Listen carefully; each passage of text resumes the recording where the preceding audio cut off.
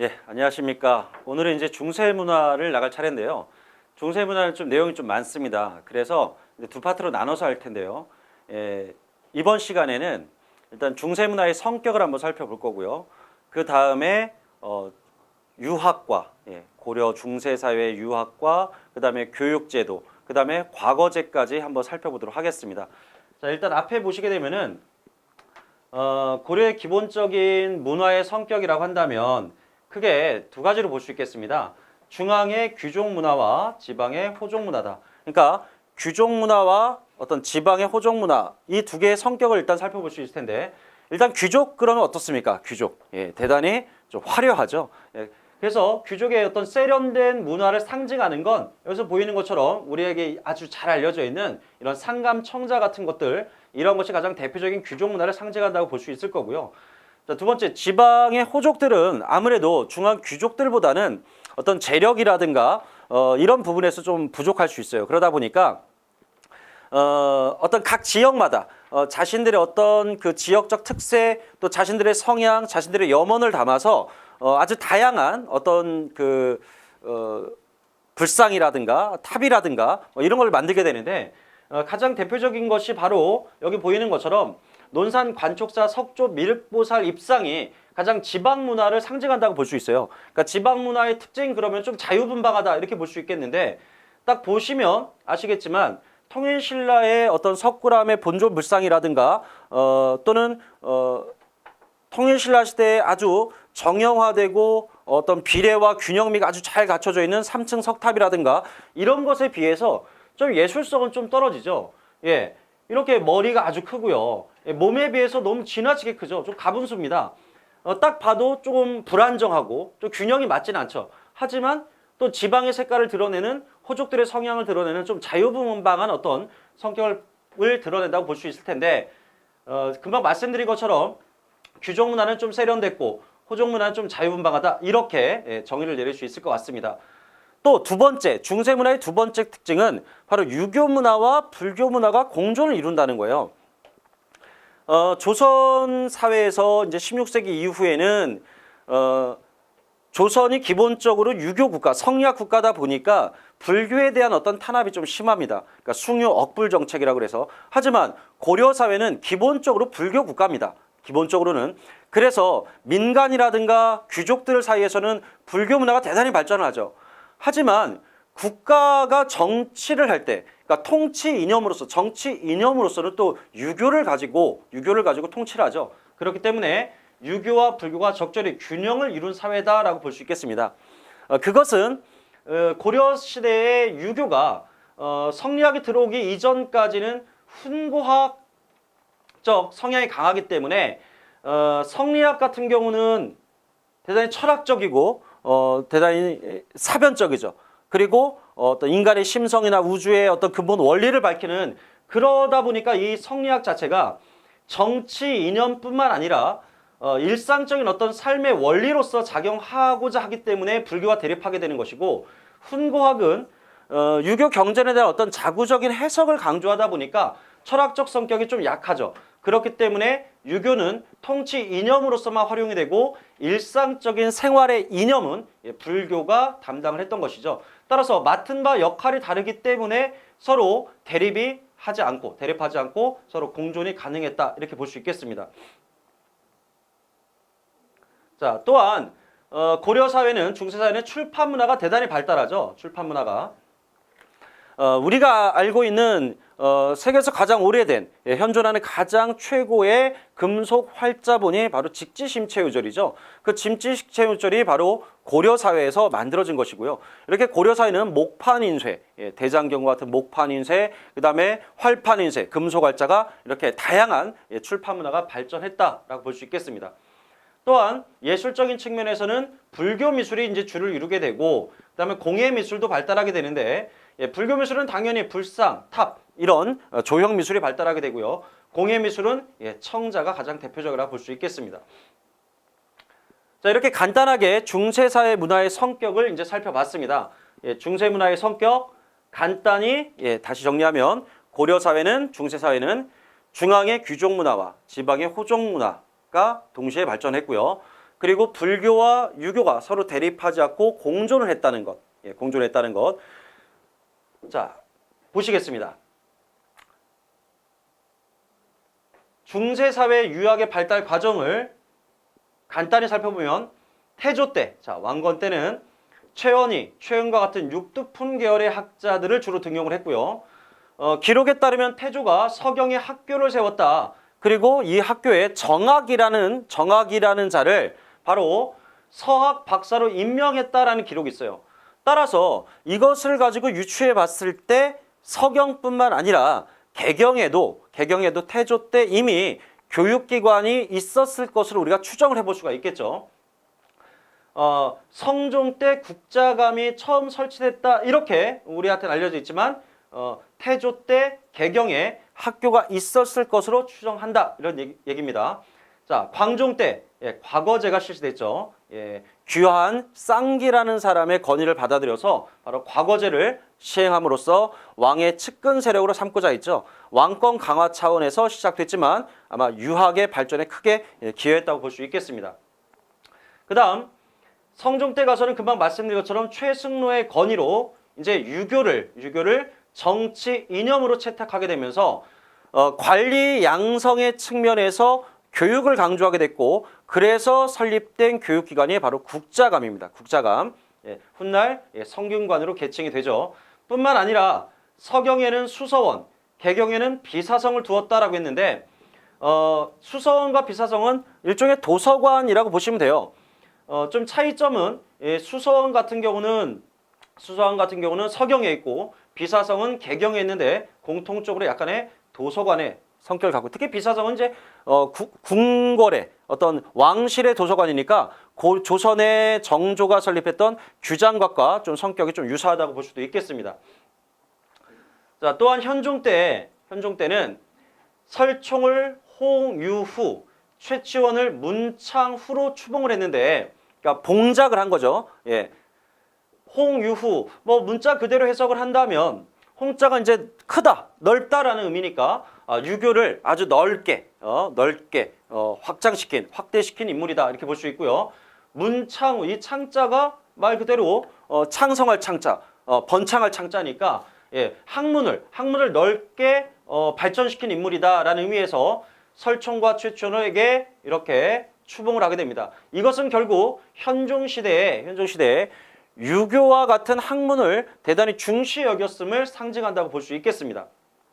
또한 특히 설총과 최치원을 추봉했다는 것은 신라 유교의 전통을 계승하고자 하는 의지니까 당연히 문벌 귀족, 당시 신라 계승 의식을 갖고 있던 이런 귀족들의 성향이 반영된 것이다 볼 수 있겠죠. 또한 숙종과 예종 때는 사학이 융성하면서 관학이 쇠퇴를 합니다. 그래서 숙종과 예종 때는 관학을 진흥하고자 하는, 관학을 좀 육성하고자 하는 측면에서 여러 가지 시도를 하게 되는데요. 그 중에 하나가 서적포라는 걸 설치합니다. 숙종 때는. 그래서 이 서적포에서 서적을 간행해서 관학에 다니고 있는 국자감 학생들에게 서적을 무료로 배포하기도 했습니다. 또한 평양에 기자사당을 세우고 기자를 교화의 임금으로 숭상했다.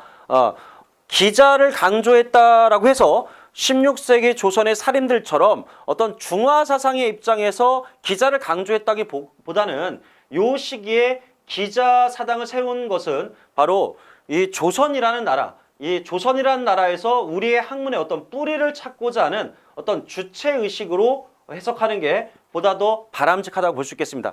다시 말씀드리면 숙종 때 기자사당을 세운 것은 조선 16세기 사림들이 기자를 강조하는 것과는 좀 다르다.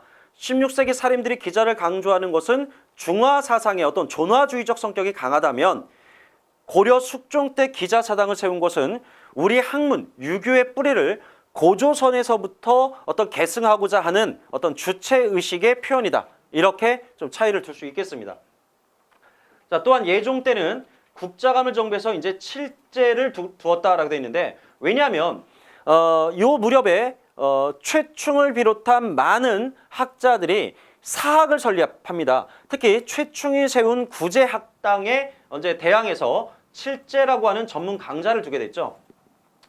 또한 청연각, 보문각 등의 학문 기관을 이제 궁중에 설치했다고 되어 있는데 차이점은 청연각은 비사성이나 수서원과 마찬가지로 책을 보관하고 여기서 어떤 학술적인 토론을 하는 공간이고요. 예, 보문각은 이 학자들이 좀 휴식을 취하고 또 잠을 자는 어떤 숙직 그리고 어떤 태자라든가 이러한 사람들을 가르치는 어떤 회강의 공간으로서 활용이 되기도 했습니다.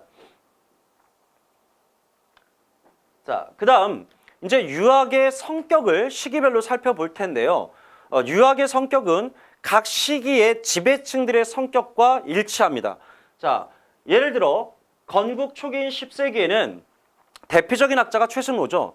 최승로는 전 시간에도 말씀드렸다시피 대단히 주체적이고 자주적인 어떤 성향을 가지고 있습니다. 건국 초기에는. 따라서 건국 초기의 유학은 자주적이다. 자주적이고 주체적이다. 이걸 특징으로 볼 수가 있겠고요. 반면에 12세기 중기, 고려 중기가 되면 바로 문벌 귀족사회죠. 문벌 귀족사회. 문벌 귀족들의 성격은 보수적이고 사대적이었죠. 따라서 이 당시 유학도 대단히 사대적이고 보수적인 성향을 가졌다라고 볼 수 있겠는데요. 일단 대표적인 인물로 최충과 김부식을 들 수 있겠습니다. 최충은 해동공자라는 칭호를 받을 만큼 고려 중기의 가장 대표적인 유학자로 볼 수가 있겠고요. 특히 최충은 구제학당이라는 사립학교를 설립합니다. 최초의 사립학교죠. 그래서 최충의 구제학당 이후에 총 12개의 사립학교가 설립이 돼서 고려 중기에는 사학 12도가 설립이 됩니다. 이렇게 사학이 발달하면서 반대로 관학이 쇠퇴하는 이제 결과를 가져오게 됐고 아까 말씀드린 것처럼 숙종이라든가 예종이라든가 훗날 충렬왕 같은 경우에는 관학을 진흥하는 과정에서 여러 가지 제도를 두기도 합니다. 자, 그다음 김부식인데요. 김부식 하면 떠오르는 게 삼국사기죠. 근데 삼국사기의 어떤 기본 서술 방향을 보면 유교식 합리주의 사관의 바탕을 두고 있습니다. 자, 유교적 합리주의라고 하는 것은 예를 들어 신의하고 합리적으로 생각해 봤을 때 이해하기 힘든 것들은 담지 않는 것이죠. 그래서 단군 신화라든가 주몽설화라든가 우리의 어떤 전통적인 신화, 설화, 그래 민간의 어떤 구전되는 이야기들 이러한 것들을 다 배제하고 유교적 합리주의 사관에서 서술했기 때문에 어떤 보수적인 유학을 대표한다라고 볼 수 있겠습니다. 조선 후기의 신채호 선생님 같은 경우는 그래서 이 김부식에 대해서는 대단히 비판적이죠.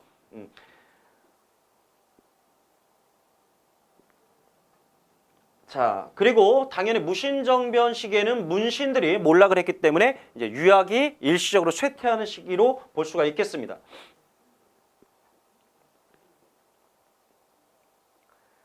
자, 성리학. 이거는 전 시간에 한번 다뤘던 내용이에요. 그죠? 그래서 다시 한번 말씀을 드릴 텐데 전 시간에 좀 간단히 다뤘다면 이번 시간에 좀 더 구체적으로 한번 설명을 해드리겠습니다. 자, 일단 성리학이라고 하는 것은 기존 고려 사회의 유학인 훈구학과는 다르다.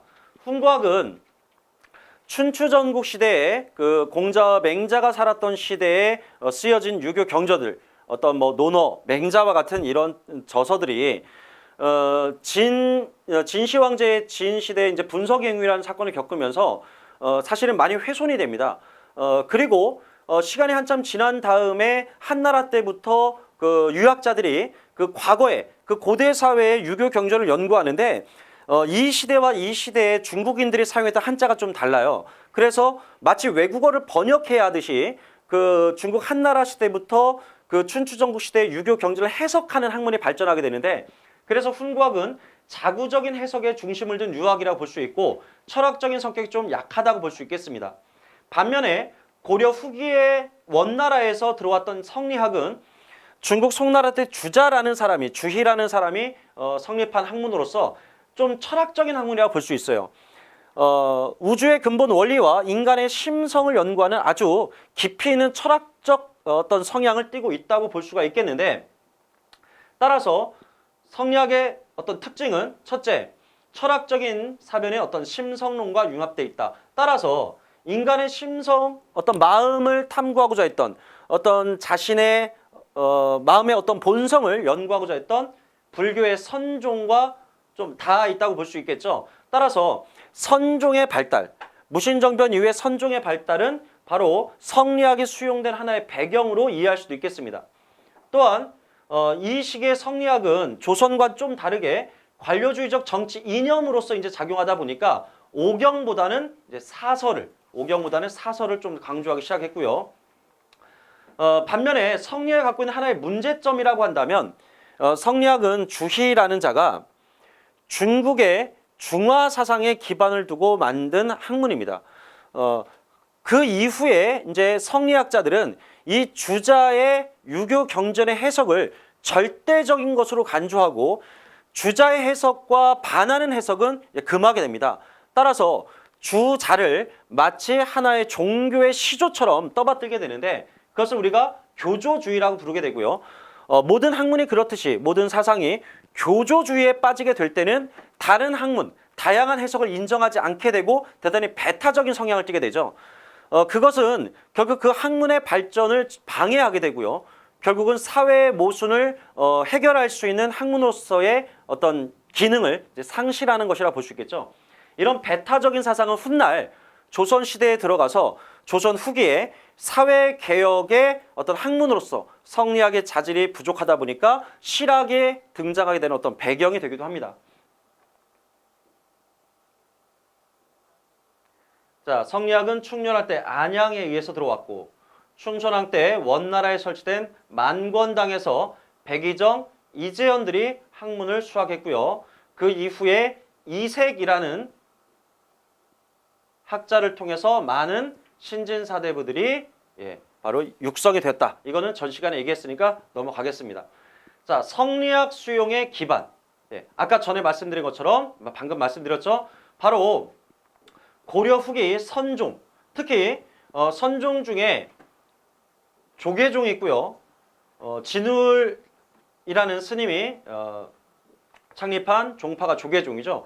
이 조계종의 2대 교주가 바로 해심이라는 분이 있는데 이 해심이라는 분은 유불일치설이라는 걸 강조하고 심성론을 대단히 발전시킵니다. 따라서 이러한 심성론, 바로 선종의 심성론이 성리학 수용의 토대가 되었다. 자, 신진사대부들이 바로 이 성리학을 수용한 주된 계층이고요. 특히 성균관에서 공민왕 때 성균관에서 이색이 성균관의 대사성으로 있으면서 정몽주나 정도전 같은 경우는 성균관의 교수로서 또 활약하기도 했죠. 자, 이들이 훗날 조선을 건국하는 세력입니다. 물론 온건파와 그찐파로 나눠지긴 하지만요. 특히 정몽주 같은 경우는 동방이학의 조. 자, 무슨 뜻이겠습니까? 동방은 우리나라를 뜻하죠. 그러니까 우리나라에서 성리학의 가장 밝은 사람, 성리학의 가장 시조로 볼 수 있는 사람을 정몽주다 해서 정몽주의 학문적 어떤 식견을 대단히 높이 평가하는 어떤 별칭이라고 볼 수 있겠습니다. 자, 고려 말기 성리학의 특징은 원래 성리학은 철학적이니까 이상학적이라고 볼 수 있겠죠. 하지만 성리학이 수용됐던 시기인 고려 말에는 사회가 대단히 모순이 심했고 사회의 어떤 부정부패가 심했던 시기이기 때문에 사회의 어떤 개혁의 실천 원리로서 실천적 기능이 좀 더 강조가 됐고요. 그러다 보니까 소학과 주자가래가 특히 많이 권장이 됐습니다. 소학은 성리학의 기본 입문서라고 볼 수 있습니다. 일상적인 성리학적 어떤 윤리, 규범, 그리고 그러한 사례들을 모아서 만든 소학, 주로 어린이들이 성리학을 처음 입문할 때 배우는 책이라고 볼 수 있겠고요. 주자가래는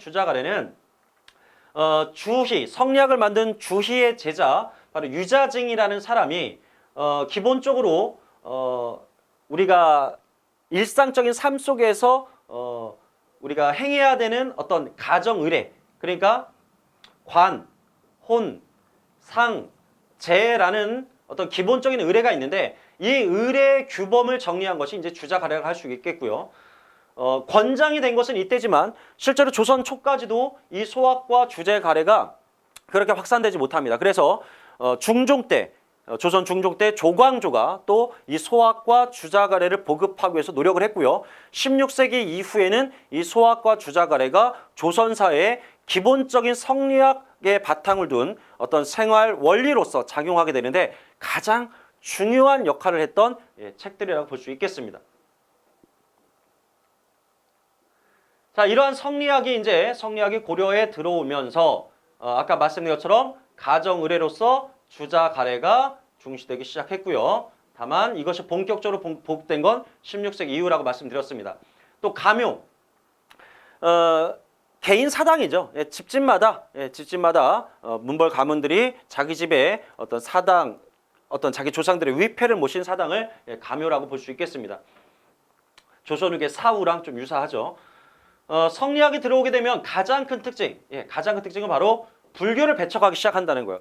기존에는 유교와 불교를 공존했다고 했는데 이제 성리학이 들어오게 되면 불교가 담당했던 일상생활의 어떤 원리를 성리학이 담당하고자 하기 때문에 서로 충돌하게 되죠.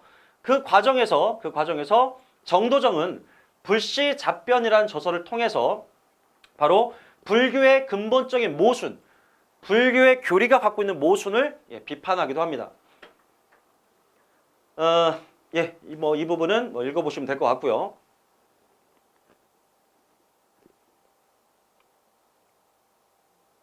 자, 이제는 중세 시대, 고려 시대의 이제 역사서를 살펴볼 거예요. 대단히 많은 이제 역사서들이 교재에 실려 있는데요. 이 교재들을 다 공부하는 건 참 힘든 일이에요. 그렇기 때문에 기본적으로 고려든 조선이든 역사서를 공부하실 때는 시기를 나누셔야 돼요. 시기를 고려 전기, 고려 중기, 고려 후기, 말기, 그리고 조선 전기, 15세기, 건국 초, 15세기 후반, 16세기, 그리고 17세기 이후 이런 식으로 시기를 나눠 놓고 그 시기를 주도했던 지배층들의 성격과 일치시켜서 공부를 하신다면 조금 더 수월하지 않을까라고 생각됩니다. 일단 고려 전기의 역사서는 자주적이다. 자, 왜 그렇겠습니까? 아까 건국 초기에 10세기, 11세기 이 무렵의 학자들의 성향이 대단히 자주적이다, 주체적이다 이렇게 말씀드렸었죠. 다만 불행한 것은 이 시기의 역사서들은 현존하지 않습니다. 현재 다 전해지지 않고 있고요.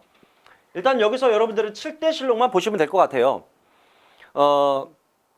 거란 침략 때, 거란이 침략했을 때 바로 궁궐의 사관이 소실되면서 태조부터 목종까지의 역사 기록이 모두 불에 타버렸습니다. 소실돼 버렸어. 그래서 현종 때 다시 태조부터 목종까지 역대 7명의 왕들의 어떤 업적을 기록한 사서가 바로 7대실록이라고 할 수 있습니다. 자, 고려 중기. 자, 고려 중기는 무슨 사회죠? 바로 문벌 귀족 사회입니다. 그럼 문벌 귀족 사회의 기본적인 성격은 보수적이라고 말씀드렸죠. 따라서 고려 중기는 보수적인 어떤 유교 사관이 주로 반영되어 있습니다. 자, 여기서 여러분들은 삼국사기와 이제 상종 고급예문 이 두 개를 이제 주목해서 보셔야 되는데요. 자, 삼국사기는 현재 존재하는 우리나라의 사서 중 가장 오래된 사서입니다. 바로 김부식과 김부식은 대표적인 저술자고요. 김부식의 단독적인 어떤 저작물은 아닙니다. 왕명에 의해서 김부식을 대표로 한 학자들이 서술을 했는데요. 편찬을 했는데 아까 말씀드렸다시피 유교적 합리주의 사관에 입각했기 때문에 기본적인 우리의 전통적인 신화와 설화를 담지 못했다. 즉 단군 신화가 수록되진 않습니다. 기본적으로 기존체의 어떤 체제를 가지고 있습니다.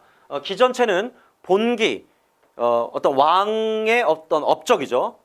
어떤 왕의 치적, 업적을 중시하는 본기와 그 다음에 어떤 신화와 어떤 중요 인물들에 관한 열전, 그리고 어떤 중요한 사건들에 관한 연표, 그리고 당시 사회 어떤 제도와 문물에 관한 지, 이렇게 4가지로 구성이 되어 있는데요.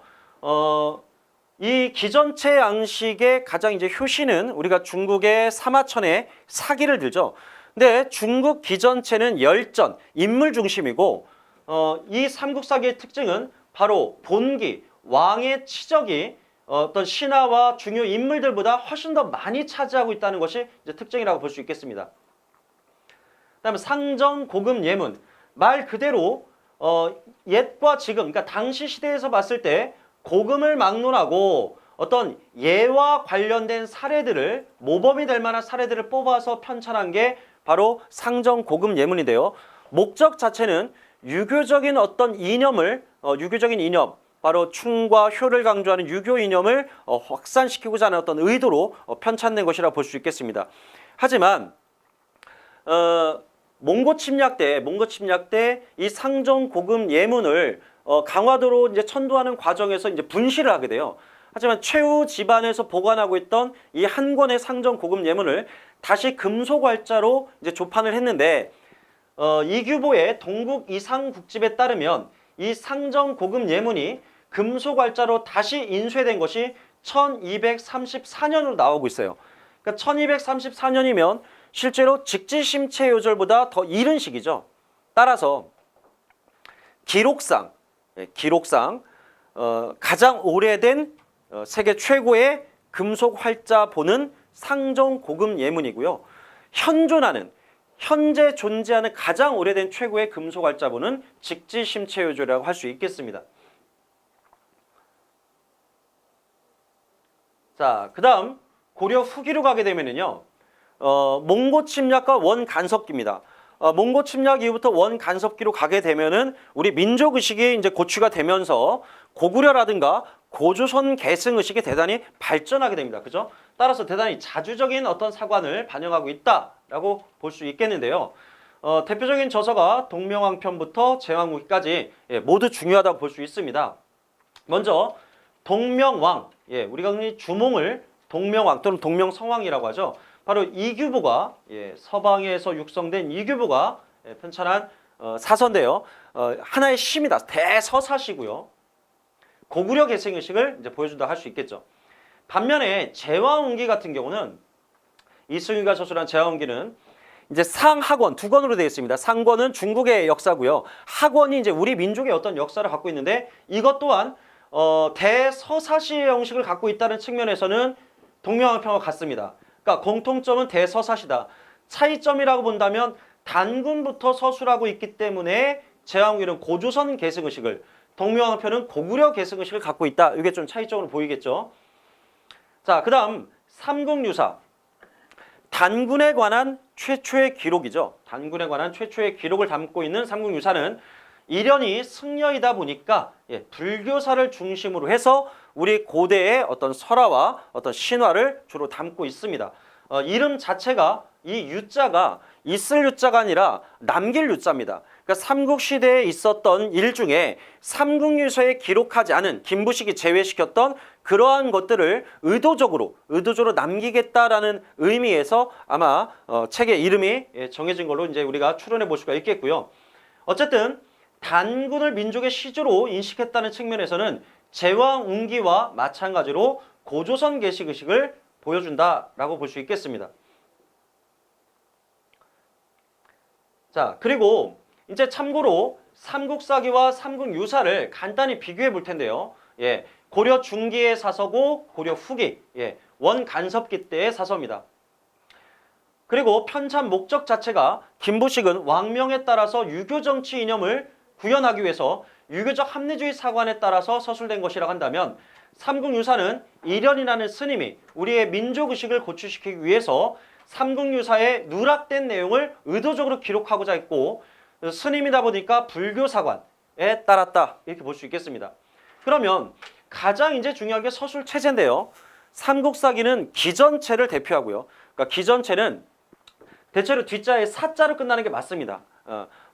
이종의 동사, 한치윤의 해동 역사, 조선 전기의 고려사 이렇게 사자로 끝나는 거 대부분 이제 기전체고요.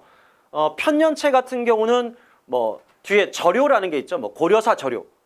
그다음에 통사의 경우, 그러니까 시대의 흐름에 따라 기록하는 게 이제 편년체다 보니까 조선왕조실록이라든가 칠대실록도 마찬가지일 거고요. 그다음에 고려사 저료, 그다음에 무슨 통감, 자치통감, 동국통감 이런 것들이 이제 편년체라고 볼 수 있겠습니다. 하지만 삼국유사는 기사 본말체에 가깝습니다. 그러니까 삼국유사는 기전체냐 편년체냐 기사 본말체냐 딱 말하기가 어려워요. 하지만 어떤 주제를 놓고 그 주제와 관련된 내용들을 주로 서술했기 때문에 기사 분말체에 좀 더 가깝다 이렇게 말할 수가 있습니다. 자, 이제 고려 말기, 마지막 시기죠. 고려 말기에는 다시 유교 사관이 다시 재반영이 됩니다. 무신 정권 기간에는 문신들이 이제 몰락을 했었지만 다시 이제 고려 말에 신진 사대부들이 육성이 되게 되는데 특히 경사 교수 도감이라는 게 있어요. 안양의 건의로 충렬왕 때 만들어진 것인데 국자감에 경사 교수라는 사람들을 7명을 이제 배치를 해요. 그러니까 학식이 뛰어난 어떤 성리학적 지식이 뛰어난 학자들을 국자감에 경사 교수라는 직책을 줘서 이제 학생들을 가르치게 했는데 훗날에는 경사 교수 도감이라는 것을 독립적인 관청으로 만들게 되면서 칠품 이하의 하급 관리들을 가르치는 곧 여기서 경사가 뭐냐면 유교 경전과 어떤 역사를 가르치는 관청이다. 그래서 칠품 이하의 하급 관리들을 양성했던 그런 기관이라 볼 수 있겠습니다.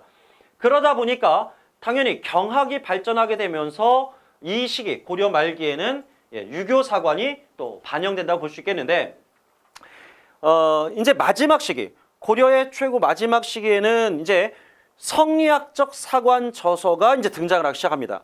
바로 이재현의 사략이 대표적인데요. 이 네 개의 이제 저서가 있지만 그 중에 사략을 저는 강조하겠습니다. 이재현의 사략이 바로 대의 명분을 강조하는 성리학적 사관을 가장 대표적으로 반영하는 역사서라고 볼 수 있겠습니다. 다만 그 내용이 자세히 지금 전해지진 않기 때문에 이런 내용이 이제 부족하다 보니까 알려지지 않다 보니까 문제화되긴 어려워요. 하지만 이재현의 사략은 성리학적 사관을 반영한 대표적인 고려 말기의 역사서라는 측면에서 이제 기억을 해두실 필요가 있겠습니다.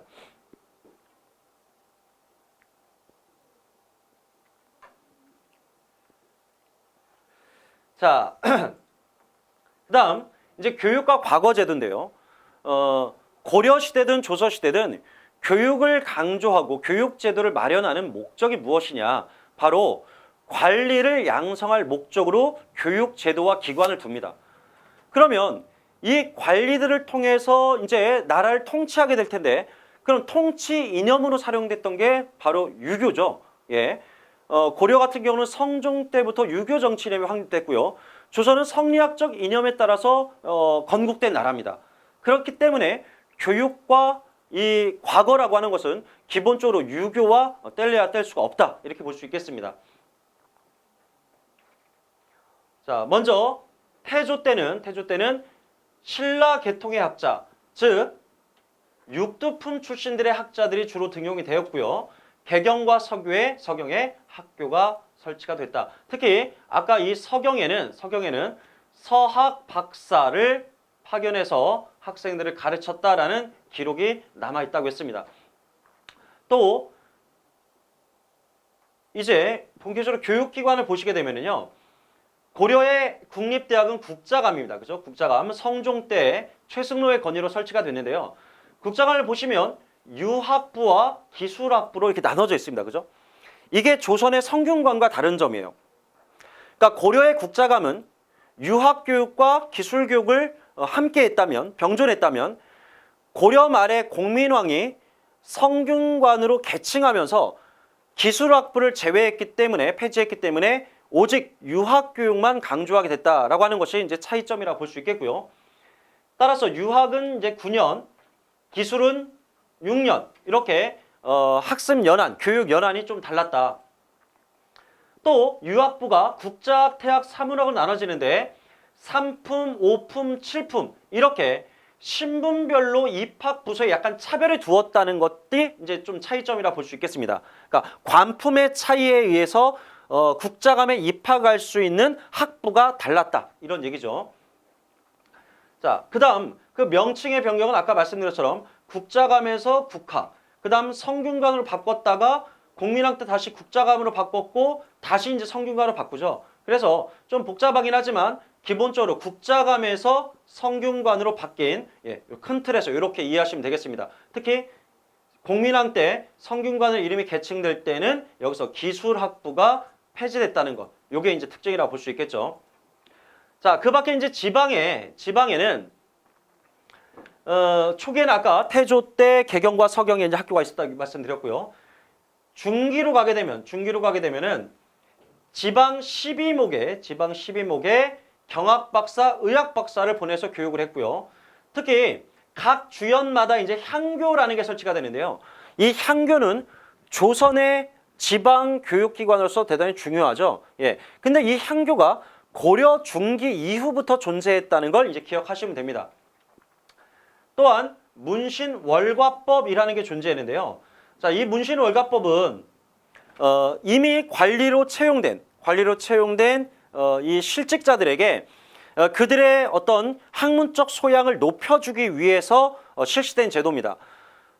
조선 후기에 정조 임금이 자신의 측근 세력과 어떤 관리들의 학문적 소양을 높이기 위해서 초계 문신제라는 걸 시행한 적이 있죠. 예, 그와 좀 유사하다고 볼 수 있겠습니다. 예, 성종 때 시행된 이 문신월과법, 중앙관리와 지방관리에게 각각 매달 시와 부를 지어서 바치도록 했는데, 차이점은 중앙관리들에게는 시의 주제를 미리 알려주고요. 지방관리들에게는 제목, 주제 없이 자유롭게 시를 지어서 매달 왕에게 바치도록 했던 제도가 문신월과법이다. 관리들의 학문적 소양을 높이고자 했던 어떤 제도다. 이렇게 이해하시기 바랍니다. 자, 국자감은 국립학교니까 관학이라고 볼 수 있고요. 개인이 설립한 학교는 이제 사학이 되겠죠. 바로 이 사학은 고려 중기에 처음 등장하게 되는데요. 바로 최충이 최초로 사립학교를 설립한 사람입니다. 최충이 설립한 학교가 구제학당 또는 문헌공도라고 하고요. 그 이후 총 12개의 사립학교가 매우 융성하게 됩니다. 왜냐하면 관학과 사학 중에 대부분의 학생들이 사학을 더 선호했던 이유는 사학의 설립자들이 유명한 학자일 뿐더러 과거 시험을 출제했던 지공거 출신들이 많습니다. 그러니까 당시 과거 출제위원들을 우리가 지공거라고 부르는데, 바로 당대의 가장 유명한 학자들이, 관료들이 바로 과거 시험을 출제했고 그들이 주로 사립학교를 설립하다 보니까 사학이 융성할 수밖에 없죠. 반면에 관학은 쇠퇴를 하게 돼요. 그래서 이러한 관학을 다시 진흥하고자 하는 여러 가지 정책들이 이제 마련이 되는데요. 숙종 때는 서적포라는 어떤 서적을 간행하는 기관을 마련해서 국자감 학생들에게 서적을 이제 배포를 하게 되고요. 예종 때는 구제학당에 모방해서 바로 칠제를 개설하게 되는데, 자, 여기 보시면 아시겠지만 유학과 관련된 강좌는 6개가 있고요. 여기서 가장 주목할 만한 것은 바로 무학제가 존재했다는 거죠. 유학뿐만 아니라 무예교육을 담당했던 무학제, 구체적으로 이제 강예제라고 하는데, 바로 고려는 과거 시험에 무과가 없죠. 예, 따라서 어떤 무신을 양성하고자 하는 어떤 무예교육이 행해지지 않았는데, 바로 예종 때 처음으로 무예교육이 바로 이 국자감 내에서 행해졌다는 게 이제 특징이라고 볼 수 있겠습니다. 또한 양영고라는 장학재단이 설립이 됐고요. 또 하나의 장학재단은 나중에 그 충렬할 때 서막전이라는 것도 있습니다. 그다음에 청영각, 보문각, 아까 이건 말씀드렸죠. 예, 청영각은 주로 서적을 관리하고 주로 학술 토론을 하는 공간이고요. 그다음 보문각은 거기에서 근무했던 사람들의 어떤 숙직과 그다음 세자를 교육하는 어떤 회광의 기능을 하는 곳이라고 말씀드렸습니다. 국자감의 완성, 이제 국립학교인 관학, 국자감의 완성을 우리가 인종 때로 볼 수 있는데요. 인종 때는 이제 경사육학제가 정비가 됩니다. 바로 위에서 아까 보셨던, 자, 잠깐 다시 볼까요? 예, 바로 이것이죠. 자, 인종 때 경사육학이라고 하는 것은 바로 국자학, 태학, 사문학, 유학, 산학, 서학, 이 6개를 경사육학이라고 하는데, 바로 국자감 내에서 학부가 6개가 완성된 게 바로 인종 때입니다. 이 유락이라는 것은 이제 법률과 관련된 이 지식은 원래 형부에서 담당을 했죠. 원래 고려가 이제 이성육부제죠. 그 중에 법률을 담당한 것이 형부인데 형부에서 담당하던 율학을 국자감으로 편입시키면서 총 6개의 학부가 완성이 된 거죠. 이게 바로 인종 때 경사육학제가 확립됐다. 우리가 이렇게 얘기를 하는 겁니다.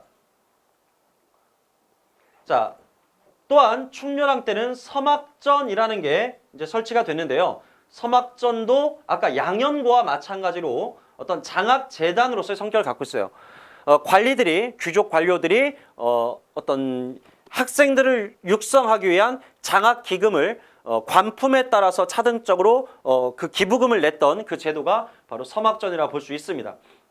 그리고 국학을 성균관으로 개칭했지만 공민왕이 다시 국자감으로 바꿨다가 또 이제 성균관으로 바꾸게 되죠. 또 공자사당인 문묘를 건립했다. 이건 좀 의미가 있습니다. 예, 교육기관 안에 공자의 사당인 문묘를 만든다는 건 바로 기본적인 어떤 이 국립학교가 유학교육으로서의 어떤 상징성을 갖게 되는 어떤 시점으로 볼 수 있기 때문에 문묘를 건립했다는 건 좀 의미가 있다고 볼 수 있겠습니다. 그래서 조선시대 같은 경우는 왕이 성균관에 가서 문묘를 배할할 때, 곧 공자사당에 찾아갈 때 성균관 유생들에게 어떤 시험을 보는 어떤 알성시라는 어떤 제도가 존재하기도 했습니다. 그리고 경사교수도감, 이건 아까 말씀드렸죠. 예, 경사교수도감은 어떤 경학과 역사에 대해서 7급 이하의 어떤 학급 관리들을 양성하는 제도였고요. 안향의 건의로 충렬왕 때 설치가 됐습니다. 자, 그리고 공민왕 때는 성균관으로 바꾸면서 기술학부를 뺐다는 것, 그리고 기존의 문학 중심에서 곧 제술과 중심에서 경학 중심으로, 그래서 명건과를 일시적으로 강조하는 시기이기도 했습니다. 자, 이제 과거제도인데요. 자, 과거는 관리 임용 제도죠. 우리나라 최초의 관리 임용 제도는 바로 통일신라 때 원성왕이 설치했던 독서 삼품과입니다. 그죠? 하지만 증골 귀족들의 반발로 오래 지속되지 못하고 이제 폐지가 됐는데, 바로 이 과거제는 고려에 들어와서 광종 때 쌍기라는 인물의 건의로 처음 시작이 됩니다. 물론 광종이 과거제를 시행한 어떤 궁극적인 목적은 왕권 강화의 의미가 있었지만 결과적으로 과거의 시행, 그리고 과거에서 시험을 보는 주로 내용이 유학이다 보니까 유학의 발전, 학문의 발전을 이제 가져오게 됩니다. 자, 과거의 종류는요, 문과, 잡과, 승과가 있습니다. 자, 묵과가 없다는 게 특징이죠. 예, 조선과 달리 묵과가 없습니다. 묵과가 처음 시행된 것은 고려 마지막 왕인 공양왕이에요. 그래서 공양왕 때 묵과가 처음 시작돼서 실제로 묵과를 통해서 무반을 선발하게 된 것은 조선시대부터니까 고려에는 묵과가 없었다, 이렇게 생각하셔야 됩니다. 그렇기 때문에 양반제도가 성립되지 않는다라고 전에 말씀드린 적이 있죠. 자, 문과는 크게 제술과와 명경과로 나뉩니다. 제술과가 요즘으로 따지면 논술시험이라고 보시면 돼요. 바로 어떤 한문학적 소양을 시험하는 그런 과목이 제술과라고 볼 수 있고요. 명경과는 유교 경전을 시험 과목으로 설정하고 있습니다. 하지만 고려는 사장학을 좀 더 중시했기 때문에 이 제술학이 명경과보다 제술과를 더 중시했다는 게 이제 특징이라고 볼 수 있겠습니다. 하지만 아까 위에서 살펴봤듯이 공민왕 때는 바로 이런 한문학보다 경학을 중시하면서 명경과가 일시적으로 강조된 시점이 있었죠. 자, 그다음 잡과. 잡과는 이제 기술관을 선발하는 곳이고, 이러한 기술관을 양성하는 곳은 첫째는 국자감이죠. 국자감 안에 아까 유락, 그다음에 산학, 서학이라는 기술학을 가르치는 기관이 있었고요. 그 밖에 뭐 어떤 의학이라든가 또는 외국어라든가 이런 걸 가르치는 어떤 전문 관청이 있죠. 해당 관청. 그런 해당 관청에서 직접 시험을 하기도 합니다. 그 다음 승과가 있는데요.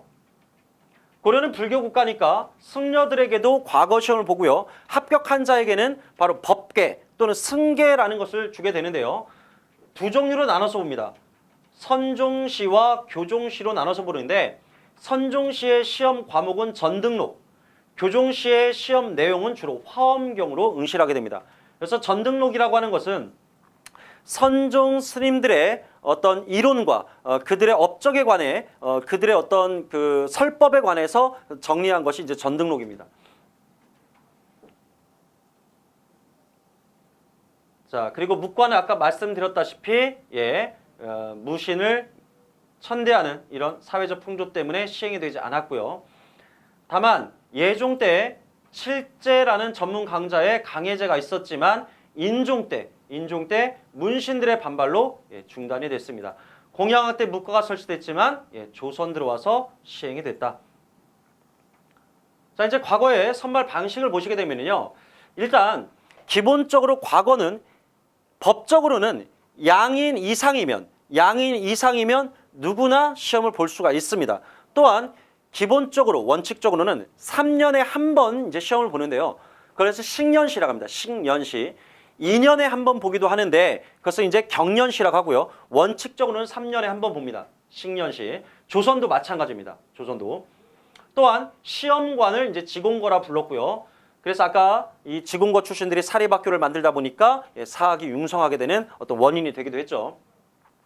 자, 응시 자격은 양인 이상이다. 그리고 이런 과거에 합격한 자에게는 증표를 줍니다. 과거 합격자에게 주는 증표가 바로 녹패라고 해요. 홍패. 죄송합니다. 홍패. 녹패는 녹봉을 지급받는 관리에게 주는 증명서가 바로 녹패고 과거 합격자에게는 홍패를 줍니다. 홍패. 조선의 경우에는 이걸 두 개로 나누죠.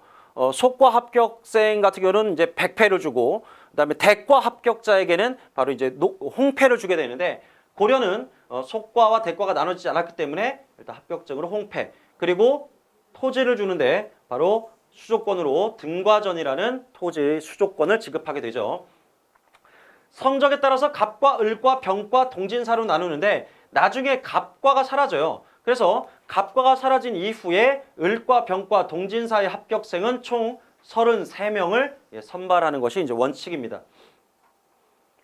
자, 시험 절차를 간단히 살펴보면 크게 4종류의 시험이 있죠.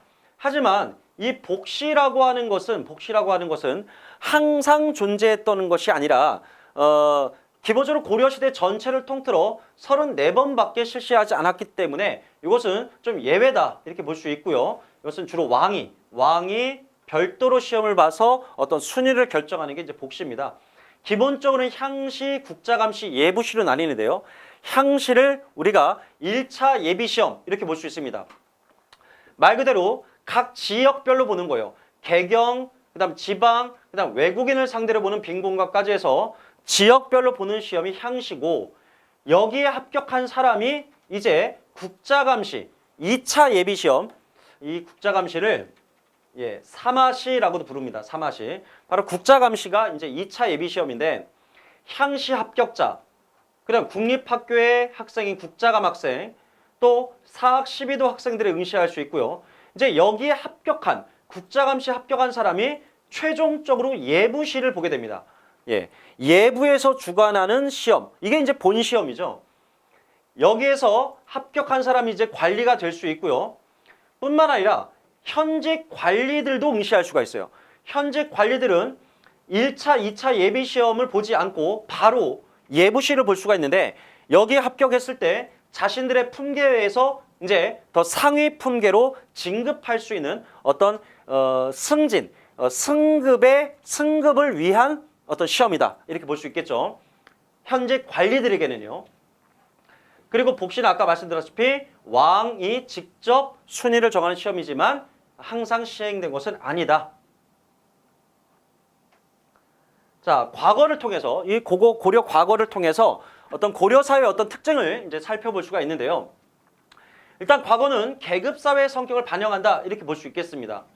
자, 왜냐? 과거 합격자를 선발할 때 1차적으로는 성적을 보겠지만 2차적으로 가문을 봅니다.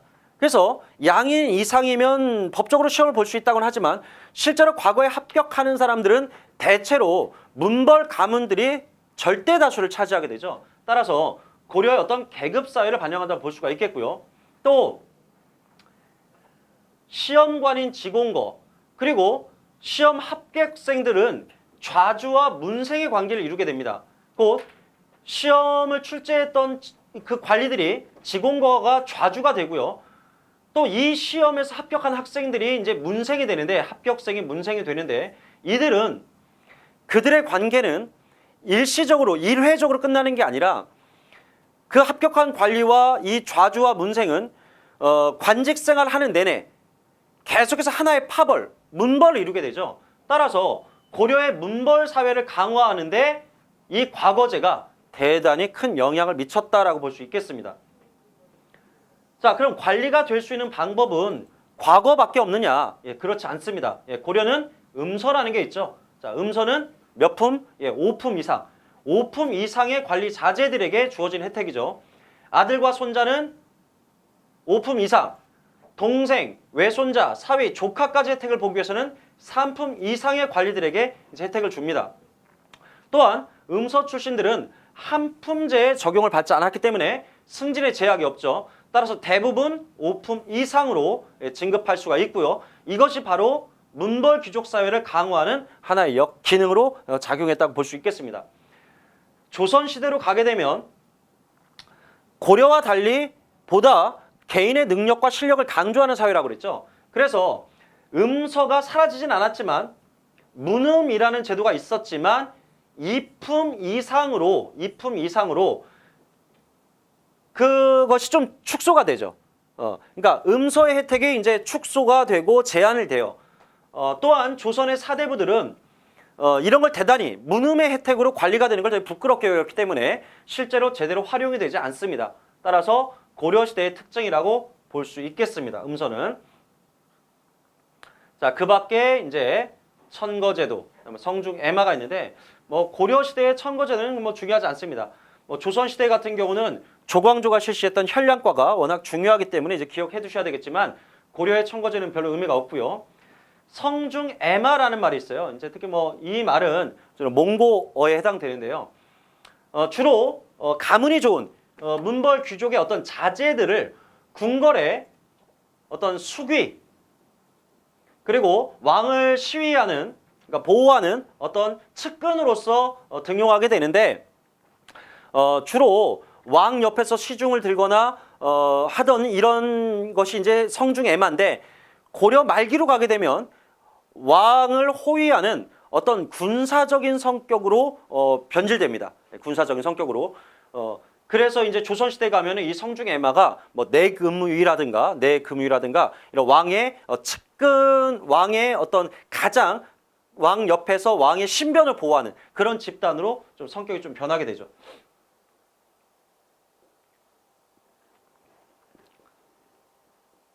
자, 이렇게 해서 일단 기본적으로 중세 문화의 성격에 대해서 일단 살펴봤고요. 그 다음에 고려의 유학, 유교의 발전, 그리고 역사서, 그리고 교육제도, 과거제를 살펴봤습니다. 제가 마지막으로 한 번 더 강조하겠는데요. 결국 고려의 유학과 그 다음에 고려의 어떤 역사서, 그리고 고려의 어떤 교육, 그리고 과거제도까지 사실 각 시기별로 지배층들의 성격과 매우 밀접한 관련이 있다는 것. 그래서 그것을 여러분들이 이해하시면 공부를 대단히 좀 쉽게 할 수 있다는 걸 마지막으로 제가 한 번 더 강조드리겠습니다.